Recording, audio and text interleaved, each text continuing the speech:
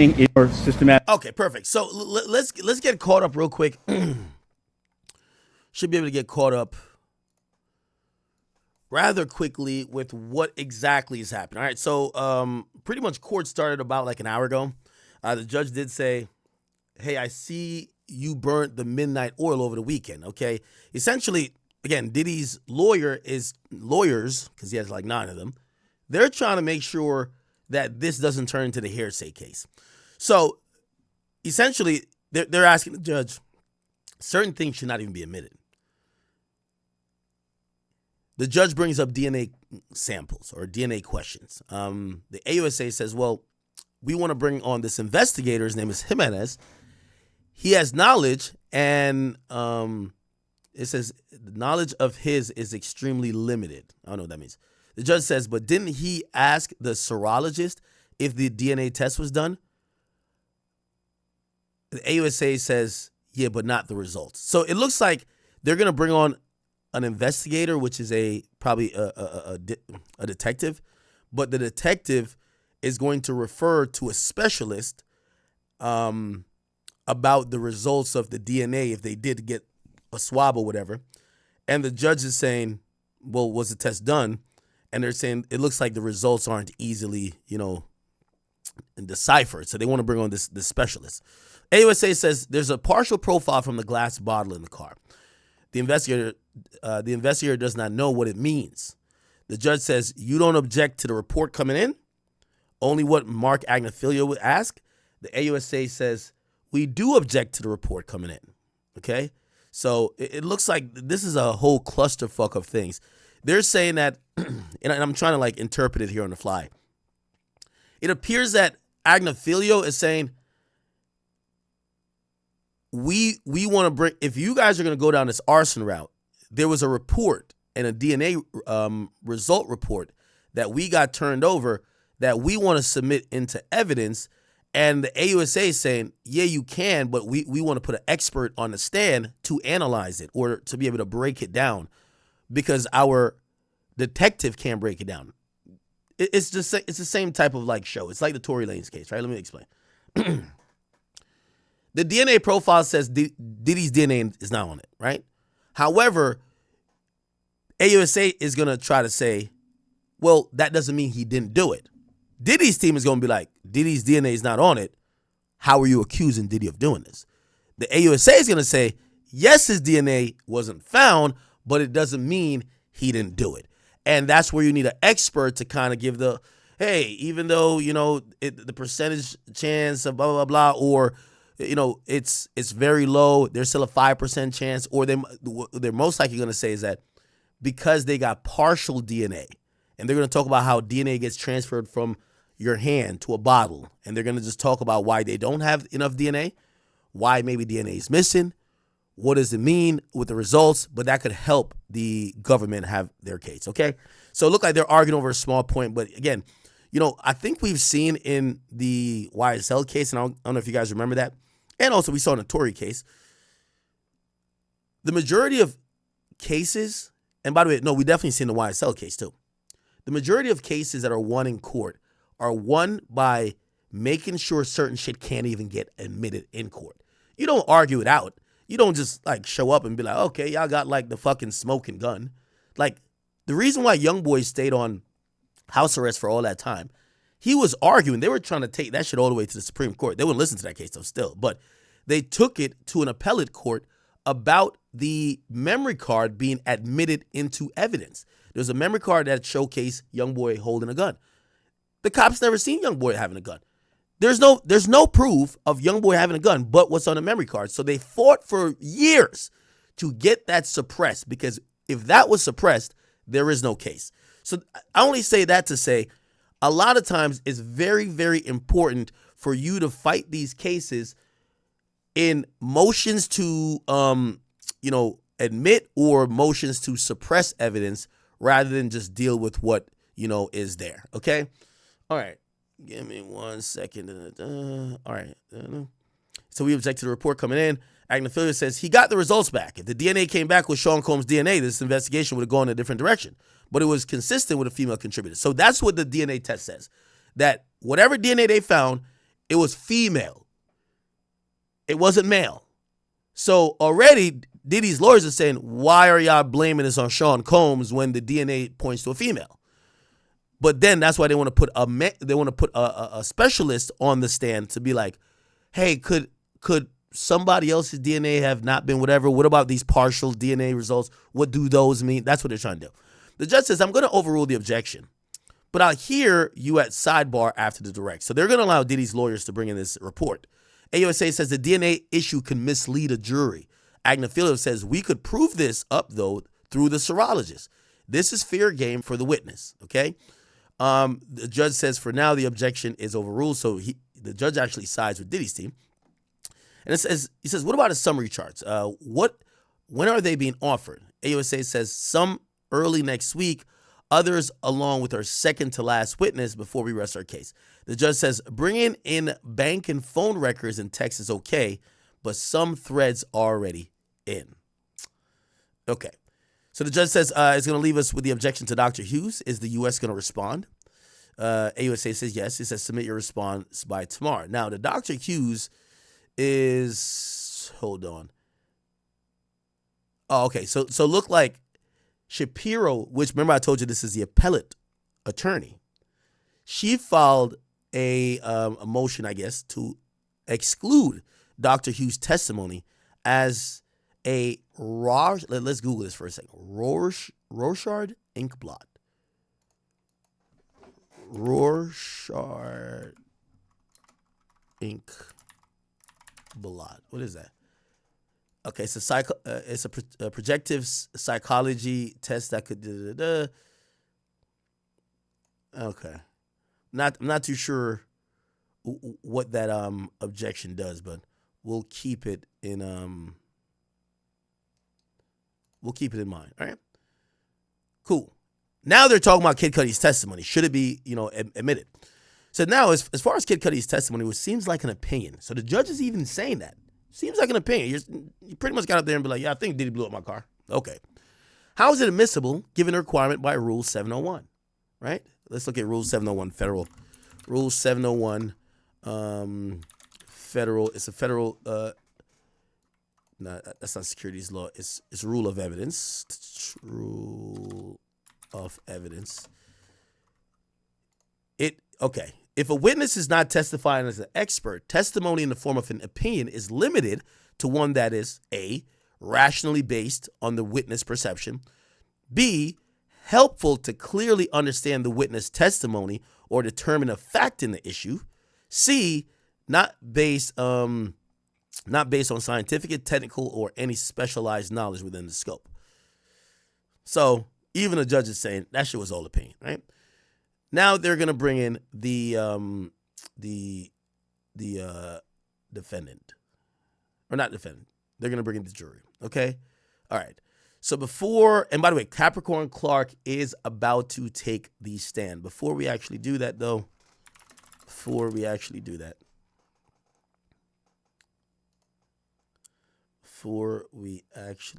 give me 1 second. Okay. Where is the...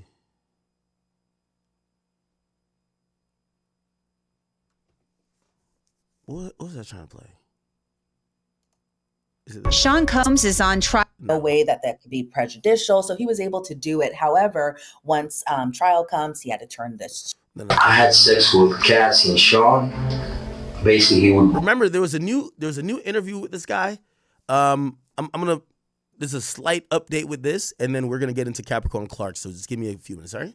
He would tell me what to do with Cassie. Jonathan Audi, a name that has circulated on social media, the adult performer who went viral for the wild comments he made about Sean Combs and Cassie years ago. But now, all these years later, he has officially been called out at Combs' federal criminal trial in a big way.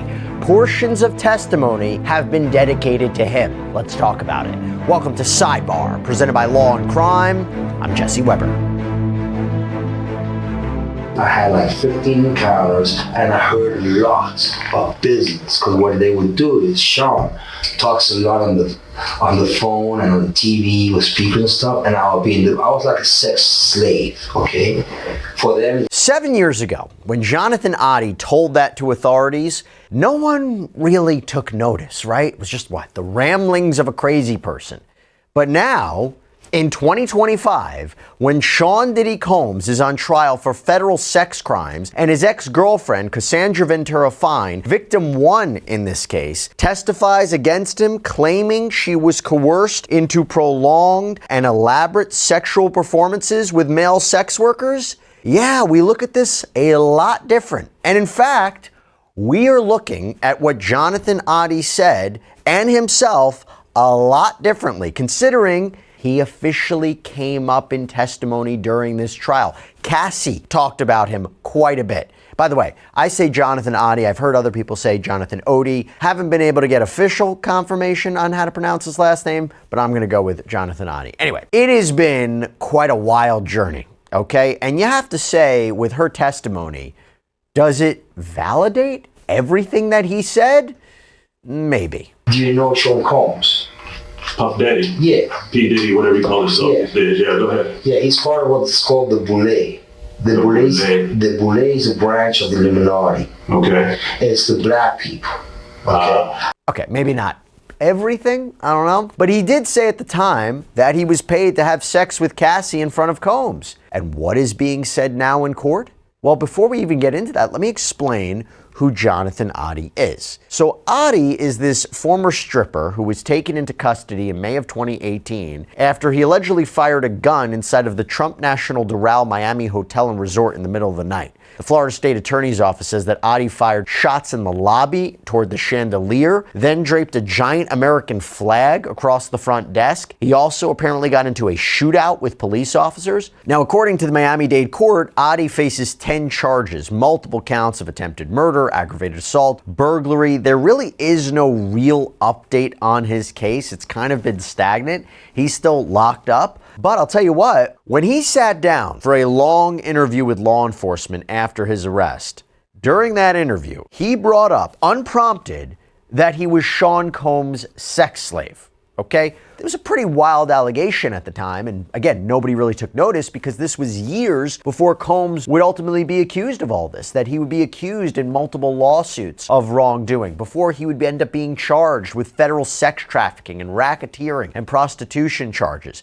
allegations being that he formed a criminal enterprise using his businesses to abuse women, including forcing them into coerced sexual performances, including with sex workers. Freak-offs, baby oil, drugs, voyeurism, okay? I'll tell you what, we have been on top of this Jonathan Audi story and its connection to Diddy for a while now here on Sidebar, and the reason that we can do that for you here is because we get amazing support from our sponsors like Upside. Now, Upside's great. It is a free app that gets you cash back when you buy daily essentials. So I pump my gas, I can use Upside. I go out took the stand. And she testified about her 11-year relationship with Sean Combs. She claims that she was physically abused by the rap mogul, that she was beaten, that she was dragged, that she was kicked.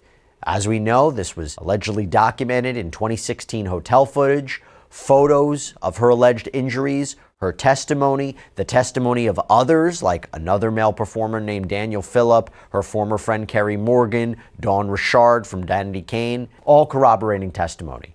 And all of them, all corroborating testimony because they all testified to Combs assaulting Cassie. And the prosecution asserts that Combs used threats, violence, manipulation to induce and coerce Cassie into commercial sex acts with male strippers, performers, escorts. That this was done without her real consent. And during the course of her testimony, Jonathan Audi seemingly comes up. Okay, this is a big way to blackmail and intimidate her into doing what he wanted. But listen to the conversation with Mr. Audi that was transcribed, right? Or recorded? Recorded. I don't remember, but it sounds familiar. And you were very concerned about the situation with Mr. Audi, right? Yeah. He seemed like a volatile personality, right? Now, remember, kind of catch you guys up because we haven't been here for 5 days, at least doing this. What the fuck?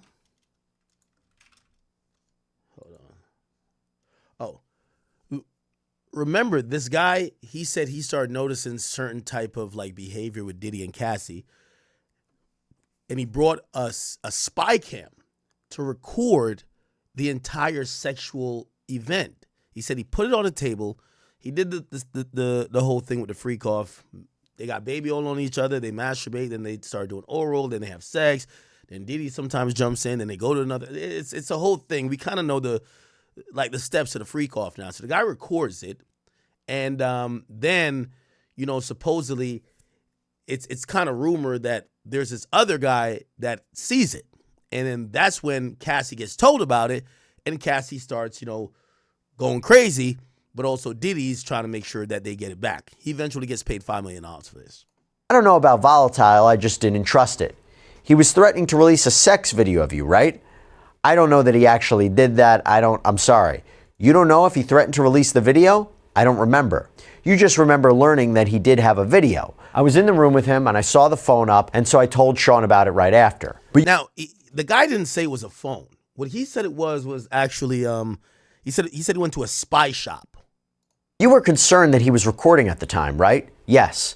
And when you raised that concern with Mr. Combs, he did all that he could to get rid of Mr. Audi, right? And then there's an objection from Emily Johnson, one of the prosecutors. The judge says that's sustained. Going back to the questioning. What happened when you told Mr. Combs about your suspicion that Audi was recording you? He said, I'll take care of it. That's the most I remember. To your knowledge, Mr. Combs was also concerned about recordings of him getting out, right? Yep. Mr. Combs is a celebrity, as we've already established, right? Yes. And these would have been embarrassing to him and they had been released, right? Yes. Just as they would have been embarrassing to you had they been released. I guess it depends on what content, yeah. Had a sex video of you been released, it would have been embarrassing, right? For sure. That's why you were so upset in that audio recording we just heard, right? So putting aside the idea that Audi allegedly had a recording of both Combs and Ventura, and we're going to get to that in a minute because he too has apparently spoken out recently about this, but the reason from a legal point of view that this is all so important is because the defense is trying to establish that Combs was trying to protect Cassie, that he would never release a sex tape of her or the two of them, that they're trying to cast doubt on the idea that he would ever blackmail Cassie with releasing sex tape footage, that he wouldn't do that to embarrass her or himself, and also seeming to suggest you... All right, also, so again, I don't know if they cover it. He did do another interview, but it came out via a different platform. Again, we know Capricorn is on a stand right now. What I'm gonna do here quickly... chat, unfortunately, remember, court is going on, but it doesn't happen in real time. So, we're kind of behind the 8 ball. So, I try to, let the tweets build up a little bit that we can have a seamless reading rather than one tweet now and then 2 more minutes we got to wait. So, if you're wondering why we're just not reading tweets immediately. Okay. What I did want to bring up, and this is additional information that you guys would have not saw, but we now have access to. Thanks to, we have a few sources. We do have, so, here we go. Hold on, sorry, chat.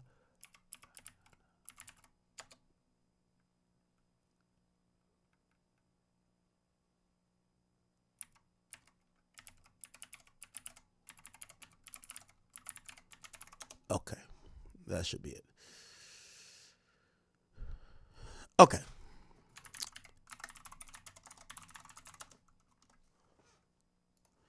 All right, and part of this is kind of a recap, but again, because we're not we're not in court, I'm trying to give you every single detail as we get it. So, chat, remember on Thursday, the last time court was happening, there was someone who took the stand, and he said, "I want to if I don't get immunity, I'm not going to testify." It was another one of Diddy's former assistants. By the way, we've had 2 former assistants testify so far, David James and a guy named George Kaplan. George Kaplan said yes. They gave George Kaplan immunity, and what happened with George Kaplan getting immunity was that he testified to things that you could understand why. He said he bought drugs for Diddy. He said that he drove the vehicle when Diddy had supposed guns and was trying to pull up on Suge Knight, and then they spun back and whatever, all that type of stuff. So he was admitting to a whole bunch of stuff, but he also admitted that he used to set up the freak off rooms. That he, when it came to Cassie, he would have the baby oils, he would have the Astroglide, he would have A, B, C, and D. And they even asked him, which this was very interesting. Remember, I told y'all, I really think something happened early on with Diddy and Cassie. He must have lost respect for her. I don't know what it is, and I'm not blaming her. Right? Of course, she's not to be blamed for some of the abuse she's put her through. But I'm trying to not rationalize, because some of this you can't rationalize. I'm trying to understand his behavior, because he wasn't doing this with every woman. George Kaplan testified when he set up rooms for Diddy and Kim Porter, there were no Astroglide. There was no baby oil. He said there was lotions, but there wasn't that other stuff that was, now synonymous with the freak off. When he set it up for Cassie, it was always that. Well, that tells me, it must have something happened early in the relationship where, I think he's just, because, this idea that the mother of his child, people are wondering, is he doing freak offs with everybody? Well, clearly not with his mother of his child. Maybe he did some freaky shit because he's a freak and he's gay. But was he doing it to the extent like he was doing Cassie? Clearly not. It's almost like he kind of looked at Cassie like she was devalued in a way, because some of the stuff that he would even want some of the prostitutes to do to her, like she would get strapped down to the ground and he would have prostitutes pee in her mouth. That don't sound like someone you try to make your wife. You know what I mean? Even if that's your kink. Pee, nut, all type of stuff. Anyway, so George Kaplan, he's the guy who testified to just different, type of setups for the freak offs versus Diddy's gonna be with the mother of his child. Here we go. Okay. Now, we do have some details here. Hold on, how do I get this? Fuck. Okay. So here are some exhibits that kind of came into court. And this is from Kaplan. So this is Kaplan here while he worked for Diddy. Bringing, I don't know, this seems like a Vive Clicquot bottle. And he's like, hell, yeah, I miss y'all. Hope y'all are extremely well. Now, this is to prove, Diddy's lawyers are saying, all these motherfuckers was getting paid well. They were having a great time. Nobody was here oh my God, I'm getting abused. Everybody, while they were around us, they were getting paid lovely. They're having a blast. It's only after they don't work for us, now they're getting abused. Okay? So they're showing messages from this dude. Yo, I miss y'all. This and third. Hope everything is extremely well on Mapleton and beyond. Hopes our paths cross very soon. Remember, he testified that he was terrified of the situation Diddy had going on, so he left after he drove Diddy with guns to see Suge Knight. Hey, brother, how are you? So that's Diddy saying to him, I'm well, sir. How are you? How's your birthday? How's your yo? They tried to give you a call a few times, but it's going straight to voicemail. Had to settle for the text, and look like this is a group text. Christina Karam says, remember, George, the picture needs to disappear ASAP. Oh my God, whatever. I don't know this. Oh, I guess. Oh, this is KK.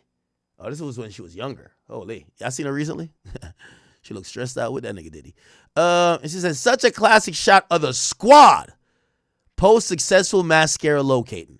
So this dude looked like he was like, yo, this is the gang. This is after he stopped working for him. He's texting him like, yo, shit is lit. You know what I mean? I miss y'all. I miss rolling around with y'all. This just goes into the prosecutor saying, how the fuck is this motherfucker acting like he was either getting abused or he was in a situation that he wasn't cool with, when this is how he speaks after he leaves. Okay? Here's some more things. These are some defense exhibits that got brought up in court. This is Cassie, and I think that they were trying to make a thing to say Cassie's look, Diddy was a style icon, and he was trying to just style her by saying that's a good look that will pop off for you as an artist, rather than, their interpretation is Diddy wasn't trying to control her by saying cut off all your hair. He's a fashion icon, and he was just trying to tell her how she could make a wave, right? Here's some more shit. What is this? Yeah, so they're showing different looks, and basically they admitted, even Kaplan and even Cassie as well, that Diddy would consult on her personal style. Okay? So these are just pictures. Okay. And what is this right here? There's probably some text messages. Okay. What's this? Yo, Wiz Khalifa car and get blown up too? Yo, Wiz, you smiling too much, nigga. Yo, Wiz, somebody better tell that nigga Wiz.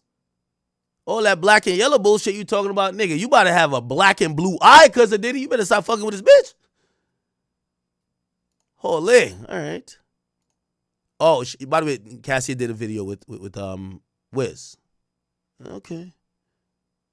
All that black and yellow bullshit, man. You get a black and blue eyes. All right. Now, this is 3 participants. This is the first text, first page of the text. It says George Kaplan, Puff, and KK is the other person.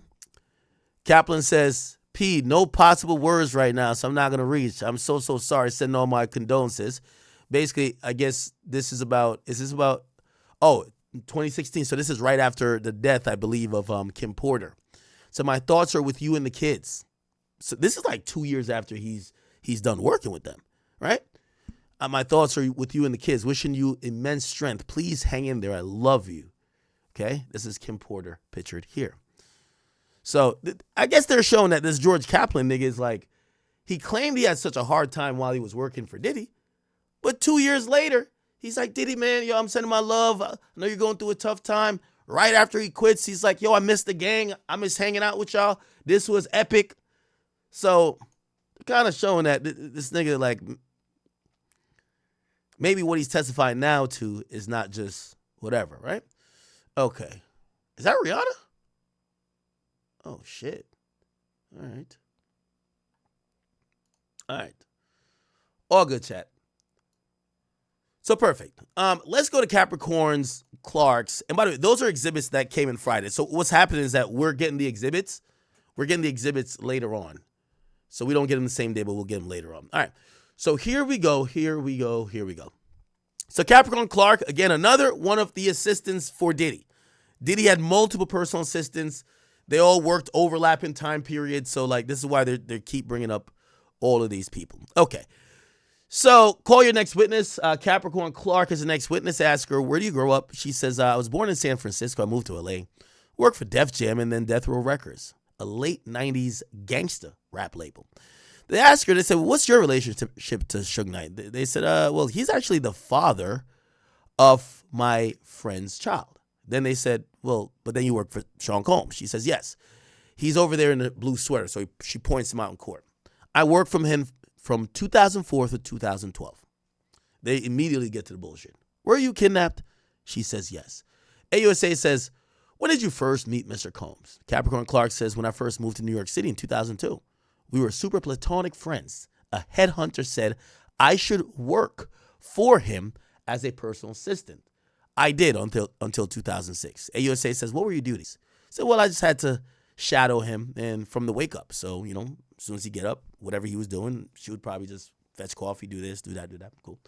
AUSA says, then what? Capricorn Clark says, I was the head of the women's department for Sean John. It's not Sean Jean, it's Sean John. It's actually spelled John. And we're talking about a clothing brand. AUSA says, for how long? It says, a year. Then global brand director for Sean Combs.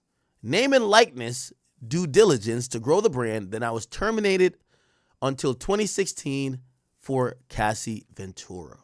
Oh, wow. Oh, no. And then until 2016. Oh, she looked like she used to work for Cassie Ventura. Okay. Did you work in this building? They show the picture of Bad Boy's office. They said, yes, we moved there in 2005. They said, your first day, where did Mr. Combs take you? He said, to Central Park after dark. Along with Uncle Paulie. He looked like a linebacker. AUSA says, does his photo look like him? Capricorn Clark says, no. He doesn't have on the blackout shades he wore all the time. AUSA says, what did Mr. Combs tell you in the park? Cece says, Cece's, by the way, Capricorn Clark, not Cassie Combs, as Diddy used to refer to her too, that since I work for Suge Knight, if anything if anything happened, he might have to kill me. Diddy's lawyer says, objection. Judge says overrule, proceed. AUSA says, how did you take it? Capricorn Clark says, seriously, it had gravitas. AUSA says, how did you react? She said, well, I said, I ain't had nothing to do with that stuff. So remember, so this is a woman who has some ties to Suge Knight, but somehow Diddy hires her. And looked like Diddy was, probably worried about the back door being open. Obviously, we even heard from testimony from Kid Cudi last week. Cassie backdoored Kid Cudi for Diddy. So you always got to watch out for a woman who has some ties with your ops, because trust me, the back door could be open. So looked like Diddy threatened her, hey, listen, if anything ever happened, I might have to kill you. Okay?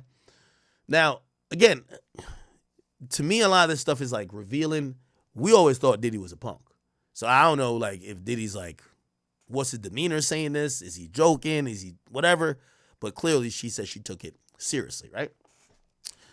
All right. They object again. The judge sustains it. Sorry.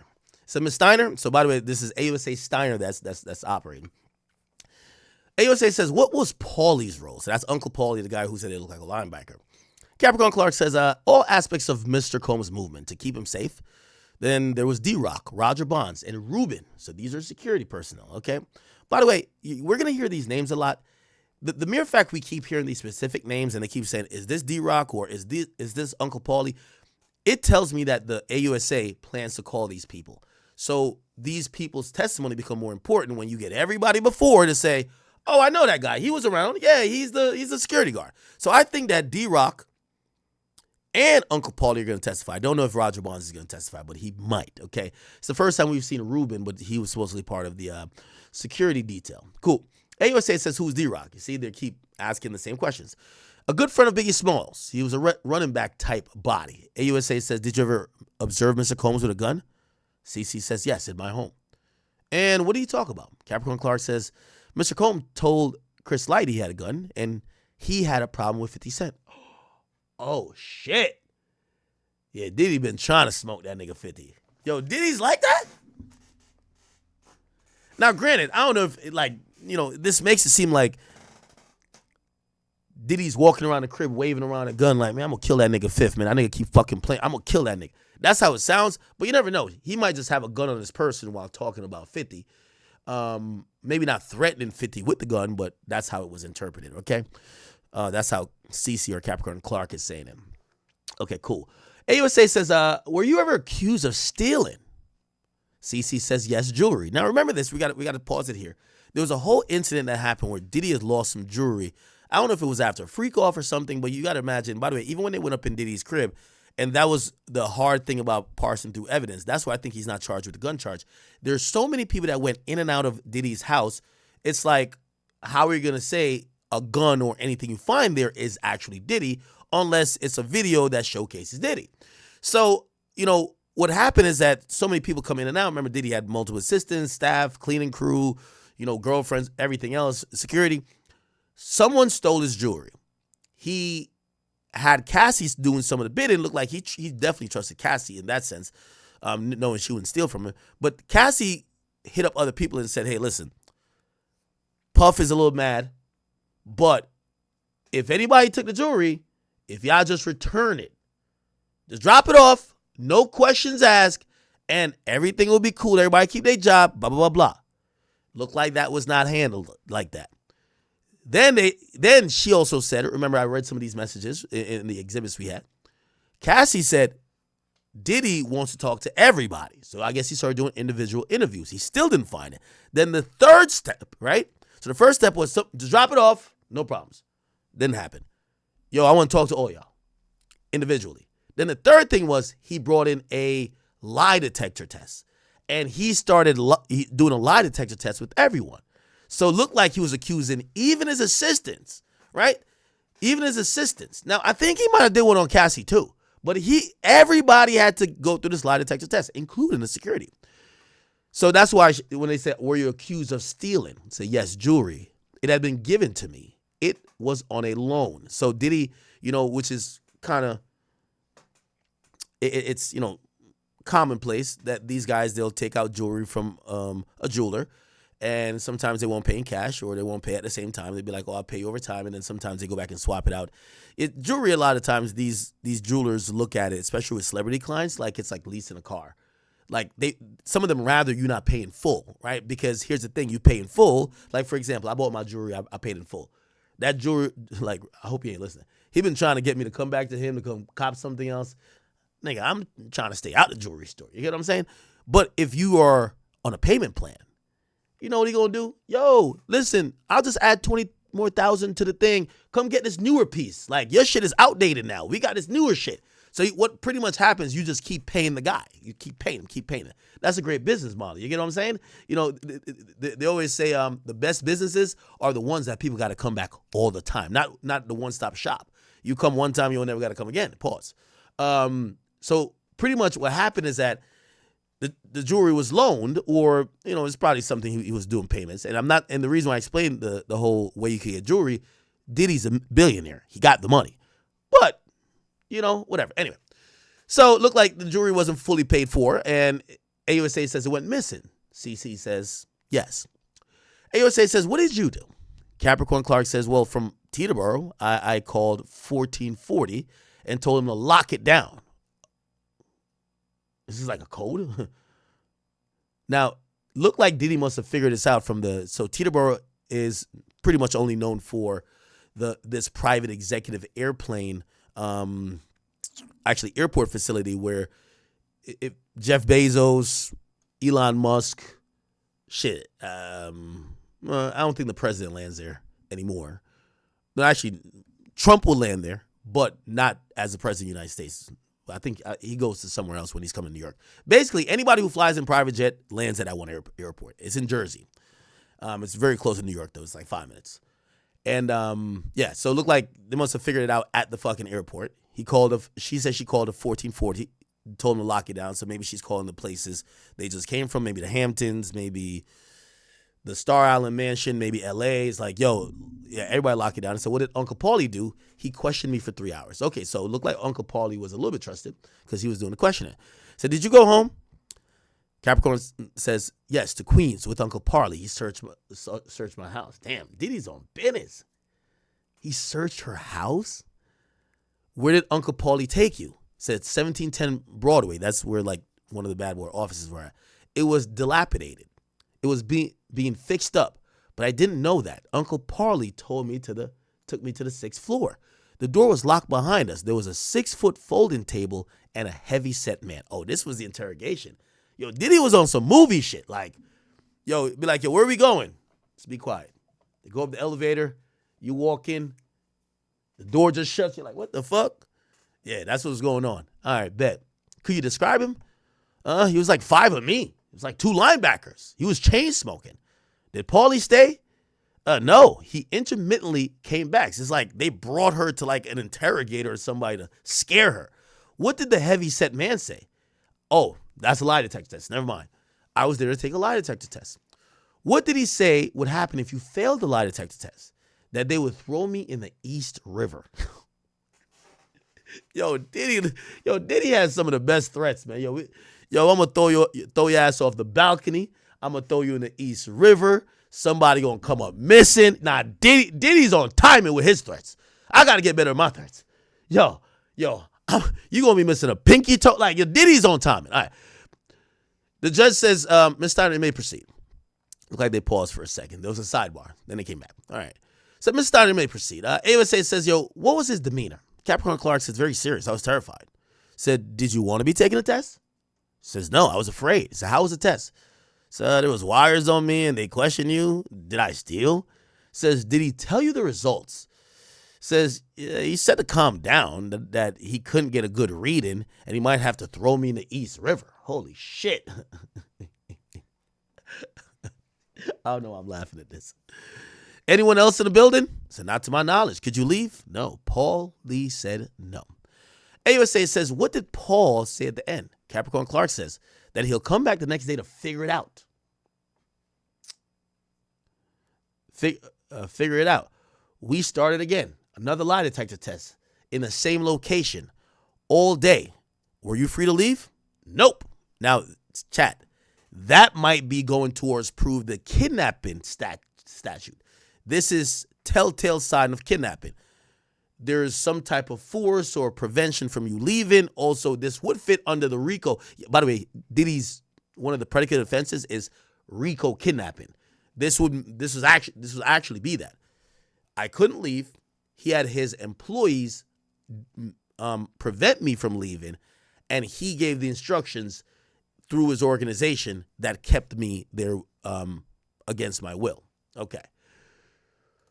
So she couldn't leave. How long did this go on for? 5 days. Wow. So this is kidnapping. AUSA says, did you tell anyone you were there? Capricorn Clark says, no. I was just trying to survive it. I worked under NDA. Agnifilo says, actually, I'm saying his name wrong. It's Agnifilo. Agnifilo says, objection. The justice sustained. The jury should disregard that last answer. Okay? So I guess they objected because she was asked one question and just started saying a whole bunch of other shit. AUSA says, what would you have been doing? CC says, shadowing Mr. Combs. They said, what happened after the 5 days? They told me I could return to work, that Mr. Combs would see me next week. Did Mr. Combs ever discuss it with you? No.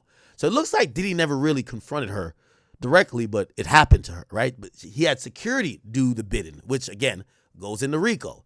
Diddy didn't get his hands dirty. Security and other people did. Okay. Why did you continue working with Mr. Combs? If I left, they'd think I stole. So what were your days like? From his townhouse at 74th Street, she said, and Park, in the morning to Daddy's house studio at night. How much sleep did you get? On a good hour? 4 hours. On a bad day too. I got a stress condition. I was paid $55,000. What? Diddy was only paying him $55,000? Did you get paid overtime? No. I spoke to the head of HR. She said I was owed $80,000. How did Mr. Combs respond to that? He ripped up the paper. Would Mr. Combs stay at hotels? Yes. With whom? Kim Porter once a week. So it looked like Diddy had, really a schedule. Okay, I'm gonna fuck Kim Porter Monday, Cassie get Thursdays and Fridays for the freak off, Gina on Wednesday. My boy just had a whole full roster with a schedule. So what names would he book the room under? Capricorn Clark says Frank Black and Frank White. AOSA says, what about the girlfriends? He would use Jackie Starr for the girlfriends, okay? Where did he stay? The Intercontinental in Buckhead in Atlanta, Beverly Hills Hotel in LA.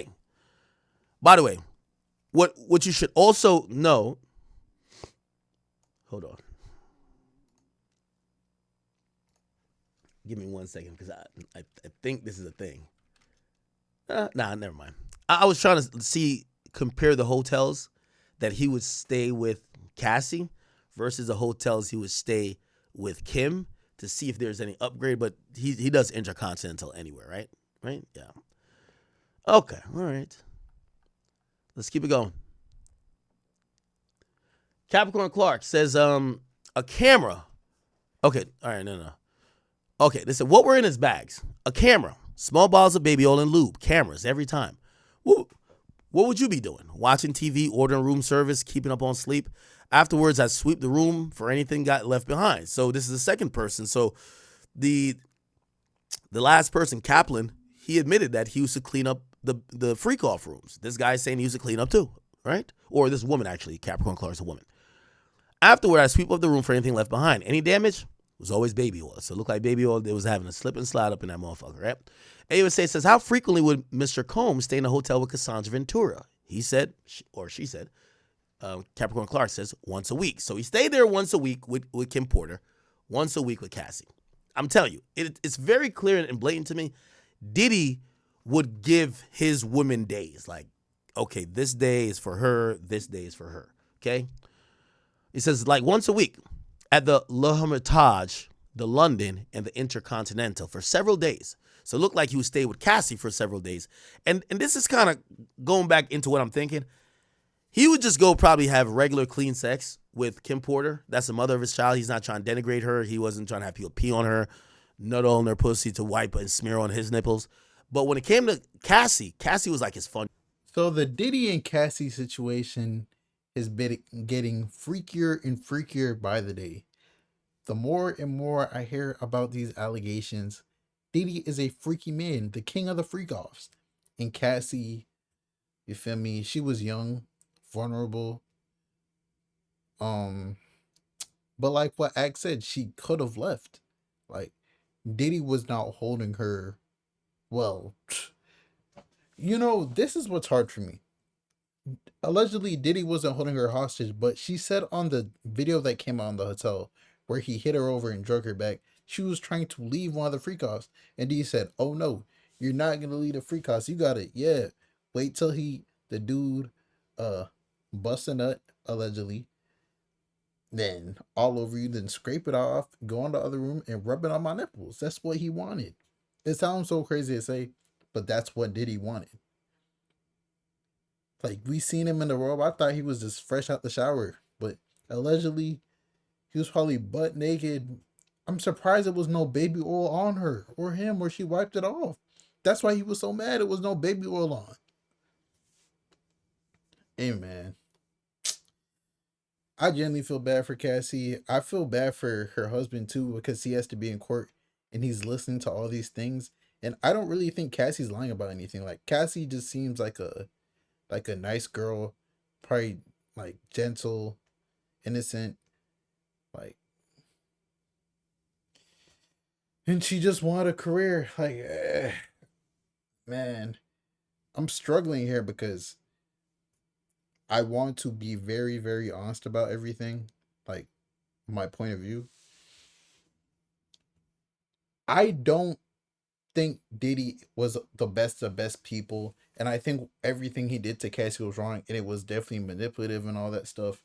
But like, is it sex trafficking though? Like, this is what he's charged for. Like, domestic violence, yes. Assault, yes. Like, probably a bunch of other crazy stuff, yes. But sex trafficking, bro, I don't know if you could say he was sex trafficking.